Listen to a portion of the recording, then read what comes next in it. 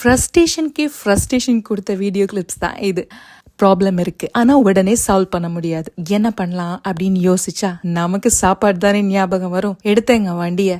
நம்ம first stop மெக்டி. உள்ள enter ஆகும் போதே மெக்டி அண்ணா சோகமா இருந்தாரு. அப்பவே தெரிஞ்சிருக்கணும் அக்கா உனக்கு உள்ள ஒன்னும் கிடைக்காதுன்னு அண்ணா வார்ன் பண்றாருன்னு. நம்ம எங்க கேட்போம். உள்ள போய் பார்த்து 10 நிமிஷமா இருந்து ஆர்டர் பண்ணா நான்வெஜ் இல்லைன்னு சொல்றாங்க. நம்ம இருக்கிற ஃப்ரஸ்ட்ரேஷனுக்கு ஆளையே கடிச்சு சாப்பிடுவோம், இதுல நான்வெஜ் இல்லைன்னா எப்படி?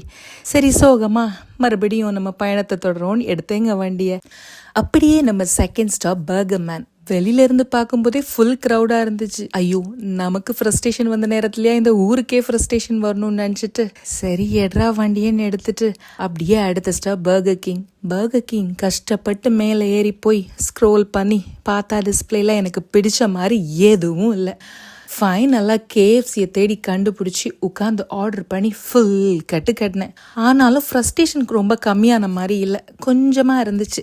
சோகமாக வீட்டுக்கு வந்துட்டே இருந்தேன் பாருங்க.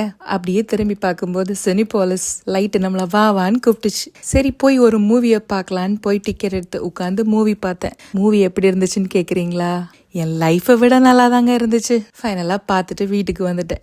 Finally the moral of the video என்னன்னா, ப்ராப்ளம் சால்வ் ஆகுமான்னு தெரியாது, பட் அந்த ப்ராப்ளத்தினால வந்த ஃப்ரஸ்ட்ரேஷன் லெவலை கம்மி பண்ண ஒரு நார்மல் ஃபுட்டும் சுமாரான மூவியும் போதும்னு நினைக்கிறேன். நீங்க என்ன சொல்றீங்க? சரிதானா? சரிதாப்பா. ஜாலியா ஜிம்கானா.